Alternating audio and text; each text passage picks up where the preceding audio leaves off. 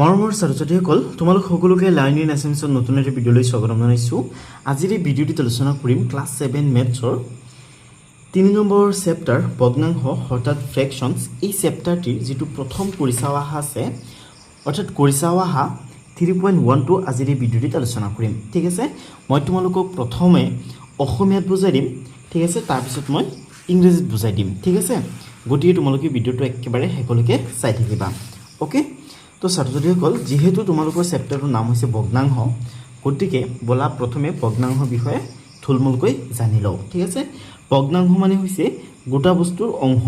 যেনেকৈ নেকি ধৰি লোৱা এইটো এটা আপেল হয়। ঠিক আছে, আপেলটোক সমানে দুভাগ কৰি ধৰি লোৱা তুমি এভাগ খাই পেলাইছা। ঠিক আছে, এইটো ঘটনাক তোমালোকে কেনেকৈ লিখিবা, এইদৰে লিখিবা 1/2। ঠিক আছে, অৰ্থাৎ 2 ভাগৰ এভাগ। ঠিক আছে, অৰ্থাৎ এই ডাঙৰ আপেলটোক কি কৰা হৈছে, দুটা সমানে ভাগ কৰি এভাগ খাই পেলোৱা হৈছে। ঠিক আছে, তাৰমানে এটা গোটা বস্তু কিমানটা ভাগ কৰা হয় সেইটো তলত থাকে আৰু তাৰে কিমানখিনি লোৱা হয় অৰ্থাৎ কেইটা ভাগ লোৱা হয় সেইটো ওপৰত থাকে। ঠিক আছে, ওপৰটোক লব বুলি কোৱা হয় আৰু তলৰটোক হৰ বুলি কোৱা হয়। ঠিক আছে, অ'কে, ধৰি লোৱা এটা বস্তুক 10টা ভাগ কৰি দুটা ভাগ লোৱা হৈছে, কি কৰিব লাগিব 2/10 লিখিব লাগিব, অৰ্থাৎ 10 ভাগৰ 2। ঠিক আছে, ধৰি লোৱা এটা বস্তুক সমানে 20টা ভাগ কৰা হৈছে, গতিকে এনেকৈ লিখা হ'ব এনেকৈ 20টা ভাগ কৰি ধৰি লোৱা দুটা ভাগ লোৱা হৈছে, গতিকে ওপৰত তোমালোকে 2 লিখিব লাগিব। ঠিক আছে, তো আশা কৰোঁ তোমালোকে ভগ্নাংশৰ বিষয়ে কম বেছি বুজিছা। ঠিক আছে, তো ছাত্ৰ-ছাত্ৰীসকল এতিয়া বলা পৰিচাৱাহা 3.12 সমাধান কৰোঁ। তো চোৱা, ইয়াত তোমালোকক দিছে 100 পৃষ্ঠাৰ এখন চুটিগল্প কিতাপৰ 5 ভাগৰ 3 অংশ ৰীতাই পঢ়িলে। ৰীতাই কিতাপখনৰ কিমান পৃষ্ঠা পঢ়িলে? ঠিক আছে, ৰীতাই কি কৰিছে 100 পৃষ্ঠাৰ এখন চুটিগল্পৰ কিতাপৰ 5 ভাগৰ 3 অংশ পঢ়িছে। ঠিক আছে, ৰীতাই কিতাপখনৰ কিমান পৃষ্ঠা পঢ়িছে? চোৱা, কিতাপত আছে 100টা পৃষ্ঠা। ঠিক আছে, 100টা পৃষ্ঠাক ৰীতাই কি কৰিছে সমানে 5টা ভাগত ভাগ কৰিছে। 100ক যদি সমানে 5টা ভাগত ভাগ কৰা হয় কিমান পৰিব? 20কৈ পৰিব, হয়নে?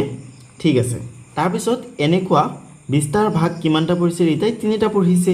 ঠিক আছে, তেনেহ'লে 20 পূৰণ 3 কিমান হ'ব? 3 0 গুণ 0, 3 2 6, অৰ্থাৎ 60। ঠিক আছে, অৰ্থাৎ ৰীতাই কিমান পৃষ্ঠা পৰিছে? 60টা পৃষ্ঠা পৰিছে। ঠিক আছে, এইটো তোমালোকে এইদৰে ধুনীয়াকৈ লিখিব লাগিব।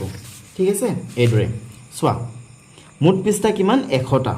ঠিক আছে, পঢ়া অংশ ৰীতাই কিমান অংশ পৰিছে? চোৱা, 3 ভাগৰ 5, হয়নে?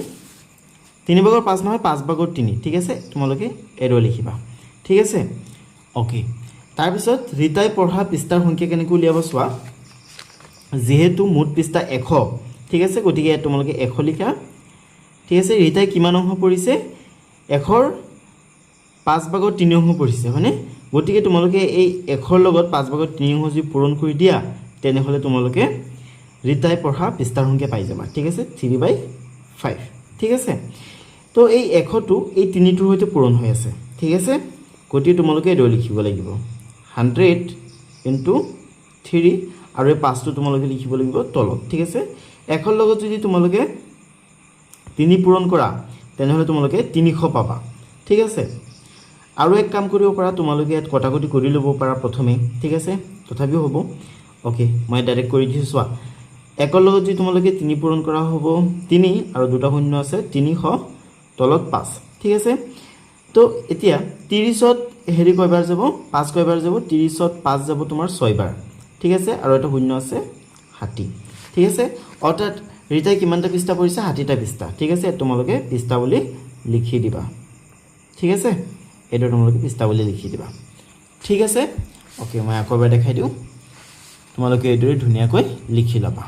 আৰু ছাত্ৰ-ছাত্ৰীসকল এতিয়া প্ৰশ্নটো এবাৰ ইংৰাজীত চাই লোৱা, কাৰণ এতিয়া মই তোমালোকক ইংৰাজীত বুজাই দিম। চোৱা, ইয়াত দিছে Rita read 3/5 part of a short story book of 100 pages. How many pages of the book were read by Rita? ঠিক আছে, তো তোমালোকে ইংৰাজীত এইদৰে লিখিব লাগিব। চোৱা, টোটেল পৃষ্ঠা কিমান? Total pages 100। ঠিক আছে, তাৰে ৰীতাই কিমানখিনি পঢ়িছে? মানে 5 ভাগৰ 3 অংশ পঢ়িছে, হয়নে? তাৰপিছত তলত তোমালোকে লিখিবা the number of pages were read by Rita. ইয়াত তোমালোকে লিখিবা 100 × 3/5। ঠিক আছে, এতিয়া তোমালোকে এই 5 দি 100ক তোমালোকে ভাগ কৰি দিব পাৰা ঠিক আছে 10ত যায় কিমান বাৰ 2 বাৰ যায় আৰু এটা শূন্য আছে অৰ্থাৎ 20 ঠিক আছে এই 20 টো এটোৰ সৈতে পূৰণ হৈ আছে ঠিক আছে আৰু লিখিবা 20 * 3 ঠিক আছে 3 2 6 আৰু এটা শূন্য 60 ঠিক আছে ইয়াত লিখিবা পেজেস PAGES পেজেস ঠিক আছে তোমালোকে এইটোৰ ধুনিয়াকৈ লিখিবা আৰু মাজৰ এইখিনি লিখিব নালাগে ঠিক আছে এটো লিখিবা বা তোমালোকে এইদৰে ক্যালকুলেট যি নকৰা তেনেহলে এইদৰে ক্যালকুলেট কৰি দিবা কথা একেই ঠিক আছে ওকে তোমালোকে সুবিধা অনুযায়ী ক্যালকুলেট কৰিবা এতিয়া 2 নম্বৰত চোৱা ইয়াত দিছে এখন সৰু গাঁৱৰ জনসংখ্যা 200 গৰাকী তাৰে 5/2 অংশ মহিলা হলে গাঁওখনৰ মুঠ মহিলাৰ সংখ্যা কিমান ঠিক আছে তো চোৱা এখন গাঁৱৰ জনসংখ্যা হৈছে 200 গৰাকী তাৰে 5/2 অংশ হৈছে মহিলা ঠিক আছে তেনেহলে গাঁওখনৰ মুঠ মহিলাৰ সংখ্যা কিমান চোৱা যেহেতু গাঁওখনত 200 গৰাকী মানুহ আছে তাৰে 5/2 অংশ হৈছে মহিলা তাৰ মানে কি তাৰ মানে এই 200ক সমানে 5টা ভাগ কৰা হৈছে ঠিক আছে 5টা ভাগ কৰাৰ পিছত দুটা ভাগ হৈছে মহিলা ঠিক আছে আৰু বাকি তিনিটা ভাগ হৈছে পুৰুষ ঠিক আছে গতিকে চোৱা 200ক যদি তোমালোকে সমানে 5টা ভাগ কৰা কিমান কৈ পাবা 5টা 40ৰ গুণ 5টা পাবা ঠিক আছে এটা দুটা তিনিটা চাৰিটা 5টা ঠিক আছে এনেকুৱা 40ৰ গুণ তোমালোকে 5টা পাবা হয়নে তো এনেকুৱা 40ৰ 5টা গুণৰ দুটা হৈছে মহিলা ঠিক আছে এতিয়া 40 কিমান 80 ঠিক আছে অৰ্থাৎ 80 গৰাকী হৈছে মহিলা আৰু বাকি খিনি হৈছে পুৰুষ ঠিক আছে 40 80 আৰু 40 কিমান 120 ঠিক আছে 120 গৰাকী হৈছে পুৰুষ ঠিক আছে তোমালোকে এইদৰে ধুনিয়াকৈ লিখিব লাগিব ঠিক আছে চোৱা গাঁওখনৰ মুঠ জনসংখ্যা 200 গৰাকী মহিলাৰ অংশ কিমান চোৱা মহিলাৰ অংশ হৈছে 5/2 ঠিক আছে এ তোমালোকে লিখিবা 2/5 ঠিক আছে এতেকে গাঁওখনৰ মুঠ মহিলাৰ সংখ্যা কিমান হ'ব চোৱা 200 লগত তোমালোকে কি কৰিব লাগিব 200 লগত এই 2/5 টো পূৰণ কৰিব লাগিব ঠিক আছে তো এতিয়া 5ৰে 200ক হৰণ কৰি দিয়া কাটি দিয়া চোৱা 5 20ত যাব কিমান বাৰ 4 বাৰ আৰু এটা শূন্য আছে অৰ্থাৎ 40 ঠিক আছে তো তোমালোকে লিখিব লাগিব 4 * 2 ঠিক আছে অৰ্থাৎ এই 200 যে আছিল এই 200 এই দুইটোৰ সৈতে পূৰণ হৈ আছিল এই ওপৰটোৰ সৈতে পূৰণ হৈ আছিল ঠিক আছে হেকৰণ তোমালোকে 40 * 2 মাৰিবা ঠিক আছে 2 4 গুণ কিমান 8 আৰু এটা শূন্য আছে 80 ঠিক আছে এতিয়া গাঁওখনৰ মুঠ মহিলাৰ সংখ্যা কিমান পাইছো 80 গৰাকী ঠিক আছে এ তোমালোকে গৰাকী বুলি লিখি দিবা ঠিক আছে ভগ্নাংশ একেবাৰে সহজ হয় ঠিক আছে একেবাৰে সহজ হয় ঠিক আছে 5/2 অংশ মহিলা তাৰ মানে কি তাৰ মানে 200ক সমানে 5টা ভাগ কৰি দুটা ভাগ হৈছে মহিলা ঠিক আছে আৰু বাকি তিনিটা ভাগ হৈছে পুৰুষ একেবাৰে সিম্পল হয় ঠিক আছে তোমালোকে অলপ ধ্যান দিলে হ'ব ঠিক আছে তো এতিয়া সেম প্ৰশ্ন এবাৰ ইংৰাজীত পঢ়িছো আসুন ইয়াত কৈছে যে population of a small village is 200 of which 2/5 part of the population is women what is the total number of women in the village ঠিক আছে এইটোৰ কাৰণে তোমালোকে ইংৰাজীত এডো লিখিবা যে টোটাল পপুলেশন হৈছে 200 people ঠিক আছে পার্ট অফ ওমেন কিমান 2/5 অর্থাৎ 5/2 ঠিক আছে the total number of women in the village কি লিখিবা তোমালোকে 200 * 2/5 ঠিক আছে অর্থাৎ এই 200 টো এই দুইটোৰ সৈতে পূৰণ হৈ আছে ঠিক আছে এটা তোমালোকে 5 দি 200ক ভাগ কৰি দিয়া কিমান বাৰ যাব 40 বাৰ যাব কাৰণ 5 20ত যায় 4 বাৰ আৰু শূন্য এটা ৰৈ গল এটো ওপৰত উঠাই দিবা ঠিক আছে 40 এটা তোমালোকে 40ৰ লগত দুইটো পূৰণ কৰি দিয়া তোমালোকে পাবা 80 ঠিক আছে অৰ্থাৎ 80 ঠিক আছে এটা তোমালোকে লিখিবা 80 ওমেন বুলি লিখিবা WOMEN ওমেন এট এ নি লিখিবা এ লিখিলে সিঙ্গুলার নাম্বার হ'ব আৰু ই লিখিলে প্লুৰাল নাম্বাৰ হয় ঠিক আছে তো ছাত্ৰ-ছাত্ৰী সকল এইদৰে ধুনীয়াকৈ তোমালোকে লিখি পেলাবা এটি তিনিত চোৱা এ তোমালোকক দিছে এজন মানুহৰ হাতত 500 টকা আছিল তাৰে 10 মাংহ তেওঁ বাজভাড়া দিলে তেওঁৰ হাতত কিমান টকা বাকি থাকিল চোৱা এজন মানুহৰ হাতত 500 টকা আছিল 500 টকাক তেওঁ 10টা ভাগ কৰি এটা ভাগ বাজভাড়া দি দিছে ঠিক আছে তো এতিয়া তেওঁৰ হাতত কিমান টকা থাকিব ঠিক আছে চোৱা তেওঁৰ হাতত মানুহজনৰ হাতত কিমান টকা আছিল 500 টকা আছিল 500 টকা কি কৰিছে 10টা ভাগ কৰিছে 10টা ভাগ কৰি কি কৰিছে এভাগ তেওঁ বাজভাড়া দি দিছে ঠিক আছে তো 500 যদি তোমালোকে 10 ৰে ভাগ কৰা কি হ'ব চোৱা 0 0 কটা যাব থাকিব কিমান 50 ঠিক আছে অৰ্থাৎ তেওঁ কি কৰিছে 50 টকা বাছ ভাড়া দি দিছে 500 টকাৰ পৰা যদি 500 টকাৰ পৰা যদি 50 টকা বাছ ভাড়া দিয়ে কিমান থাকিব 450 থাকিব হয়নে এটোই হ'ব উত্তৰ একেবাৰে সহজ হয় ঠিক আছে তো তোমালোকে উত্তৰটো এৰো লিখিব লাগিব ঠিক আছে সমাধানটো তোমালোকে এৰো লিখিব লাগিব যে মুঠ টকা কিমান আছিল 500 টকা আছিল হয়নে বাছ ভাড়া দিলে কিমান দিছে চোৱা 1/10 মাংস দিছে ঠিক আছে অৰ্থাৎ 1/10 ঠিক আছে অৰ্থাৎ তেও কি কৰিছে এই 500 টকা সমানে 10টা ভাগত ভাগ কৰিছে সমানে 10টা ভাগত ভাগ কৰি এটা ভাগ তেও কি কৰিছে বাছ ভাড়া দিছে বুজিছা 500 টকা সমানে 10টা ভাগ কৰিছে সমানে 10টা ভাগ কৰি তেও এটা ভাগ বাছ ভাড়া দিছে ঠিক আছে এতিয়া তেওৰ হাতত কিমান টকা আছে হেতু তোমালোকে ক'ব লাগে ঠিক আছে তো বাছ ভাড়া কিমান টকা দিছে চোৱা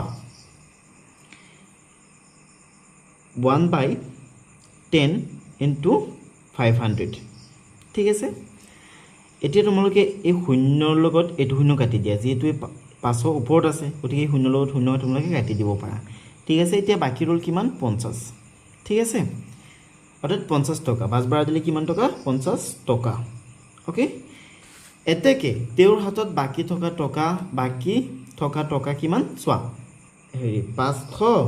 500 পৰা যদি তো 50 টকা বাছ ভাড়া দি দিয়ে কিমান টকা থাকিব 450 টকা থাকিব হয়নে 450 টকা ঠিক আছে তেওৰ হাতত বাকি থকা টকা 450 টকা ঠিক আছে তো এইটো ধুনিয়াকৈ লিখিবা এই চিনটোৱে বিয়োগ চিন বুজাইছে এটো বিয়োগ চিন হয় ঠিক আছে 500 পৰা তো 50 টকা বাছ ভাড়া দি দিছে ঠিক আছে তেওৰ হাতত এতিয়া কিমান আছে 450 টকা আছে ঠিক আছে এতিয়া সেম কোৱেশ্চন তোমালোকে এবাৰ ইংৰাজীত চাই লোৱা যোনে যোনে অসমীয়াত লিখি আছে অসমীয়াতে লিখিবা ইংৰাজীত লিখা দৰকাৰ নাই আৰু যোনে যোনে ইংৰাজীত লিখা অসমীয়াত লিখা দৰকাৰ নাই ঠিক আছে ওকে এট কৈছে a man had 500 with him he paid 1/10 of the amount as bus fare how much money was left with him তো সোৱা তোমালোকে সমাধানটো এডো লিখিবা টোটাল মানি কিমান আছিল 500 হয়নে বাস ফেয়ার কিমান সোৱা 1/10 into 500 ঠিক আছে অৰ্থাৎ তেও কিমান টকা বাছ ভাড়া দিছে এটো উলিয়াব লাগে সোৱা এটো শূন্য লগত এটো শূন্য কথা যাব ঠিক আছে আৰু ইয়াত কিমান ৰল ইয়াত 50 ৰৈ গল ন অৰ্থাৎ 50 টকা ঠিক আছে অৰ্থাৎ তেও বাছ ভাড়া দিছে 50 টকা ঠিক আছে তাৰ পিছত তলত তোমালোকে লিখিবা the money left with him অৰ্থাৎ তেও তাতে এতিয়া কিমান টকা আছে ঠিক আছে 500 টকাৰ পৰা তেও 50 টকা বাছ ভাড়া দি দিছে হয়নে এতিয়া তেও হাতত কিমান টকা আছে তোমালোকে ক'ব লাগে সোৱা 500 পৰা যেতিয়া তোমালোকে 50 টকা এটা বিয়োগ কৰি দিবা কিমান থাকিব 450 থাকিব ঠিক আছে অৰ্থাৎ 450 টকা থাকিব হয়নে একেবাৰে সিম্পল ঠিক আছে তো এইটো তোমালোকে দুনিয়াকৈ লিখি পেলাবা এতিয়া সাইড চোৱা সাইড তোমালোকক দিছে মান নিৰ্ণয় কৰা তোমালোকক এইকেইটাৰ মান নিৰ্ণয় কৰিবলৈ দিছে ঠিক আছে এইকেইটা একেবাৰে সহজ হয় ইংৰাজীত কৈছে ফাইন্ড দা ভ্যালু অফ ঠিক আছে তাৰ মানে এইকেইটা তোমালোকক মান নিৰ্ণয় কৰিবলৈ দিছে ঠিক আছে তো একেবাৰে সহজ হ'ব তোমালোকে এই দুটো দুনিয়াকৈ পাতি লবা ঠিক আছে ইয়াত আছে 1/4 into 2/3 ঠিক আছে তো এটো তোমালোকে দুনিয়াকৈ পাতি লোৱা 1/4 into 2/3 ঠিক আছে তোমালোকে কি কৰিব লাগিব এটোৰ লগত এটো পূৰণ কৰিব লাগিব আৰু এটোৰ লগত এটো পূৰণ কৰিব লাগিব ঠিক আছে এটো তোমালোকে পূৰণ কৰিব 1 into 2 আৰু তলৰ দুটা পূৰণ হ'ব 4 into 3 ঠিক আছে এতিয়া চোৱা 3 4 গুণ কিমান 3 4 গুণ হৈছে 12 হয়নে ওপৰত 1 2 গুণে 2 ঠিক আছে এতিয়া 2 দি যদি 12ক তোমালোকে হেৰি কৰি দিয়া ভাগ কৰি দিয়া কেবা হ'ব চোৱা 6 6 12 আৰু 1 1 2 ঠিক আছে অৰ্থাৎ 2ত 2 এবাৰ যাব ঠিক আছে আৰু 12ত যাব 6 বাৰ ঠিক আছে অৰ্থাৎ এটো সমাধান কৰি আমি কি পাইছো 1/6 পাইছো ঠিক আছে তাৰ পিছত চোৱা এতিয়া বিটুত চোৱা ঠিক আছে তোমালোকে বিটু এবাৰ চাইছা এদৰে পাতি লবা ঠিক আছে কিমান আছে চোৱা 2/3 into 4/5 ঠিক আছে এতিয়া চোৱা এটো লগত এটো পূৰণ হ'ব আৰু এটো লগত এটো পূৰণ হ'ব ঠিক আছে অৰ্থাৎ ওপৰটো ওপৰটো লগত পূৰণ হ'ব আৰু তলটো তলটো লগত পূৰণ হ'ব ঠিক আছে তো চোৱা 2 into 4 আৰু ইফালে 3 into 5 ঠিক আছে 3 5 গুণ 15 হয়নে 3 5 গুণ 15 আৰু ওপৰত চোৱা 4 2 গুণে 8 ঠিক আছে ওকে তো এটো হৈ গল এটোৰ সমাধান ঠিক আছে তাৰ পিছত c2 তোমালোকে এৰে চাইছে পাতি লবা ঠিক আছে সো c2 কেনেকৈ আছে 7 into 4/3 ঠিক আছে 7 * 4/3 এই যে 7 টো আছে এই 7 টো এইটোৰ লগত পূৰণ হৈ আছে ঠিক আছে অৰ্থাৎ এনেকুৱা 7 * 4 আৰু তলত আছে 3 ঠিক আছে 7 4 গুণ কিমান 7 4 গুণ 28 হয়নে তোমালোকে লিখিবা 28/3 ঠিক আছে তো এইটো হৈ গ'ল এইটো হৈছে সমাধান তাৰ পিছত ইয়াত চোৱা ইয়াত আছে 3/7 * 5 এই 5 টো এই ওপৰৰ 3 টোৰ সৈতে পূৰণ হৈ আছে ঠিক আছে গতিকে তোমালোকে এইটো লিখিবা 3 * 5/7 ঠিক আছে 3 5 গুণে কিমান 15 আৰু তলত আছে 7 ঠিক আছে তো এইদৰে তোমালোকে ধুনীয়াকৈ লিখি ল'বা হ'ব ঠিক আছে তো ছাত্ৰ-ছাত্ৰীসকল ভিডিঅ'টো চাই কেনেকুৱা লাগিছে তোমালোকে মোক কমেণ্টত জনাবা ঠিক আছে আৰু কৰি চাবা 3.2 ভিডিঅ'টোৰ লিংক তোমালোকে ডেছক্ৰিপশ্যনত পাই যাবা ঠিক আছে তাৰ পৰা তোমালোকে ধুনীয়াকৈ চাই পিনে লিখি ল'ব পাৰিবা ঠিক আছে তো ছাত্ৰ-ছাত্ৰীসকল আজিৰ ভিডিঅ'টো ইমানেই আছিলে আজিৰ ভিডিঅ'টো শেষলৈকে চোৱাৰ বাবে তোমালোক সকলোকে বহুত বহুত ধন্যবাদ